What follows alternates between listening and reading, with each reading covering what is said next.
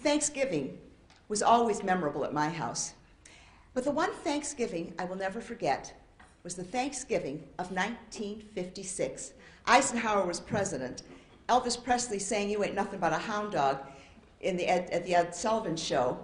And a bald guy named Yul Brynner won the Academy Award for The King and I. I was 12 years old and in the 7th grade at McDowell Elementary School in Northwest Detroit. Don't count, I'm 67.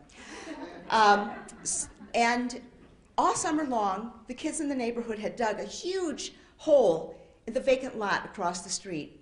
It became our fort, our castle. We played King of the Hill. We played cowboys and Indians and cops and robbers. But now that I was 12 and practically a teenager, I was just too big for that kind of thing. Besides, my parents said that I could wear my brand new Bonnie Bell cotton candy pink lipstick to our Thanksgiving dinner. Well, Thanksgiving was my parents' favorite holiday. It reminded them of their 3 favorite things: food, America, and birthdays. Now, my parents came to America in 1941. They were lucky to escape the Holocaust in Germany, and they were grateful to the country that took them in. They voted at every election, and they hung their flag at every holiday. And on Thanksgiving, my father would bundle up my sister and I, even when we were really little, and we would go downtown for the Hudson's Thanksgiving Parade. We would stand on Woodward for hours, watching the marching bands go by, and the clowns, and the floats with Mickey Mouse and Donald Duck, or Flash Gordon and Ming the Merciless. We just loved those parades. And then, at the end of the parade, we held our breath like everyone else, as Santa Claus came down, perched high in his big sleigh, overladen with presents. And even though we were Jewish, and Santa never visited our house, we cheered like everyone else. My mother stayed home and she cooked dinner, and she always made a huge Thanksgiving dinner. We would all sit at the table, and she would make a big production of putting out everything on the table. First, there would be a red, white, and green Jell-O mold, and then there would be mashed potatoes and gravy, and there would be a big salad and her famous bread pudding. And then when everybody was drooling and starving, she would take out the turkey on a big white china platter with a gold trim, with the turkey right in the middle of it, and she would set it down in front of my father. My father would take 2 long silver knives and sharpen them against each other, and then he would carve the turkey. The drumsticks went to the men. The 2 oldest kids got the wings. My mother got the neck, and everybody else fought over the dark meat. Now, my mother made so much food that invariably she'd forget to serve something. I mean, it became an annual joke. We would take bets, double or nothing. This year, it would be the Jell-O mold. My mother, she would just laugh and say her favorite Hebrew saying, "Gam ze yavor," "This too shall pass." Well, we didn't have any family living in Michigan, and so we invited friends who had become like family to our Thanksgiving dinner. My favorite guest was Marvin Strasburger. He was 2 years older than me, and he had dark curly hair and big brown eyes, and he looked a lot like Tony Curtis, who was the Brad Pitt of his day. I couldn't wait to try and when it was time to say goodbye to Marvin, my sister and I would chase him around the house until we could tackle him, so we could kiss him goodbye. I couldn't wait to try my brand new Bonnie Bell cotton candy lipstick on Marvin. My father's birthday was November 26th, and it always fell on or around Thanksgiving. So my mother was a very good baker, but my father liked to get his own birthday cake. After work, he would go to Rainier's Bakery, which was the best bakery in Northwest Detroit. It was on Livernois and 7 Mile, and it was the best bakery in Northwest Detroit. He'd pick out a chocolate layer cake or some other kind of cake, and the bakery lady would put it in a thin white cardboard box. She would put a gold seal on top that said Rainier's Bakery in very elegant letters. Then she would tie it in a thin white bakery cord. My father would take the cake home, and he would put it on our back porch. Now, we had a screened-in porch that wasn't heated in the winter, so we used it as an extra refrigerator whenever we had company. Well, this Thanksgiving, when I was 12 years old in 1956, I decided that I was too big to go to the parade. Besides, rain had been predicted the night before, and I wanted to stay home and practice putting on lipstick and stuff. So I told my mother that she could go in my place. She very rarely had a chance to go to the parade. I told her that I would clean and dust and set the table. I'd even make the mashed potatoes. Well, my mom was very happy to be able to go. And so early on Thanksgiving morning, she woke up, and she went to get the turkey so she could put in the stuffing and get it ready to put in the oven. And she went to the porch, the back porch where the turkey was defrosting, and she brought it into the kitchen. Now, the doorbell rang, and she should have put the turkey down on the table, but I guess she was so surprised that someone was ringing the doorbell early on Thanksgiving morning that she just kind of carried the turkey with her to the door. And when she opened the door, there was a neighbor from across the street who had come to borrow a cup of sugar. And when my mother opened the door, the turkey slid from under her arm. It bounced on the porch, and then it started to glide along the porch. It hopped down the 3 steps to the sidewalk, and it kind of glided around the sidewalk, skated down the sidewalk, and my mother and her friend, her neighbor, kept running after it, but the turkey had gotten a really good start. When it got to the street, it made a crazy figure 8 in the middle of the street and then bounced up against the opposite curb. It flew high into the air and slowly glided down to the floor, down to the ground. And my mother and the neighbor got there just in time to see the turkey slide right into that hole that we had dug the summer before. Well, the neighbor felt terrible. Not as terrible as my mother felt, because we were going to get a turkey on Thanksgiving morning. But she looked at the neighbor and said, "Well, I'm always forgetting to serve something. Comme ça y va. This too shall pass."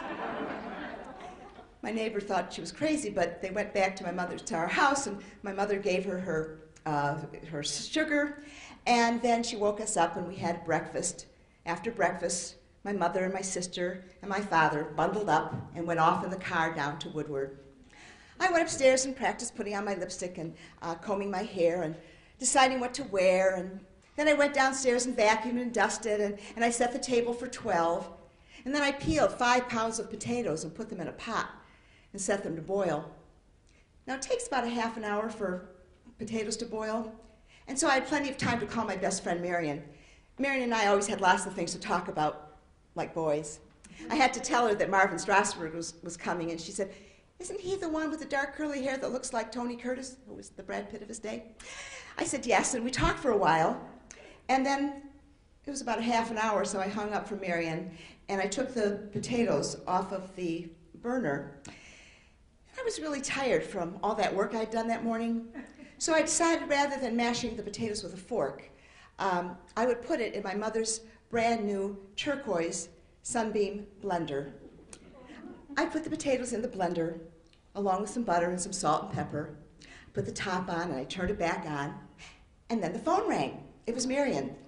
She wanted to know what lipstick I was going to wear. All of a sudden, a glop of something warm and wet hit me on the back of the head, and when I turned to look to see what it was, another glop of something hit me on the forehead. It was the potatoes. I didn't even say goodbye to Marion. I just hung up the phone, and I turned off the blender, but it was too late. There was mashed potatoes all over the walls, all over the floors, all over me. It took an hour and a half to clean it up. By the time I went upstairs and changed my clothes, my parents were pulling into the driveway. I decided not to tell my mother about the potatoes. I just put the potato water back in the pot, back on the stove. And we had a quick lunch, and then my sister shooed us all out of the kitchen. And at 6, she was going to make the salad. At about 6 o'clock on the dot, the doorbell rang.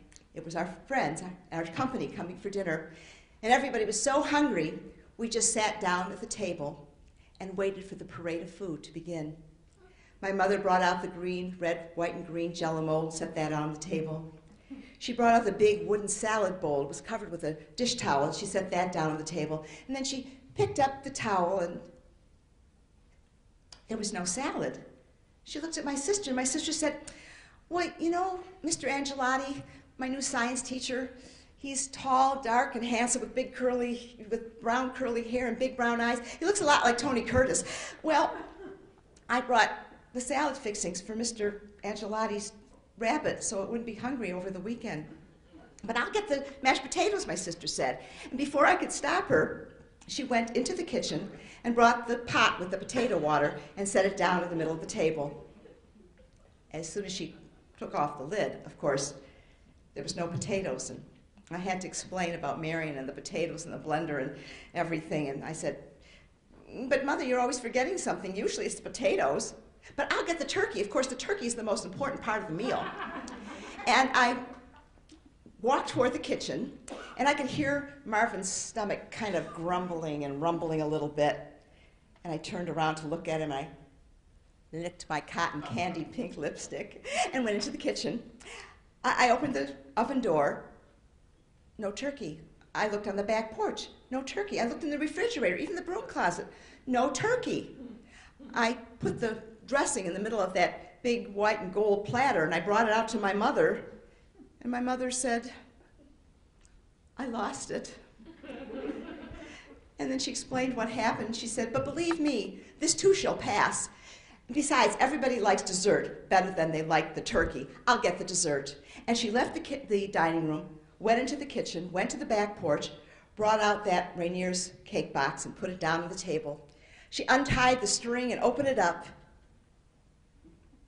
Inside was a day-old rye bread. We all looked at my father, and he said, "Well, it was kind of late when I left work yesterday, and by the time I got to Rainier's, all the cakes were gone. All the pies were gone. Even the cookies were gone. The only thing was left was this rye bread." We all looked at my father. We looked at each other, our stomachs rumbling. My sister wailed, "This is the worst Thanksgiving dinner ever." My mother said, "Nonsense. We have plenty of food. We have a rye bread, we have a Jell-O mold, we have stuffing. I've got some lunch meat in the kitchen, a can of tuna and some eggs." My mother and I went into the kitchen. We made a pile of sandwiches. I opened up 3 cans of Libby's fruit cocktail for dessert. We had plenty to eat. And after we had our full fill and we were sitting back, loosening our belts and sighing and just enjoying the company, my mother said, "You know, this might not have been the best Thanksgiving dinner ever, but we have the most important things. We have our family, our friends, we have good food to eat and our health, and now we even have a story to tell." Thank you.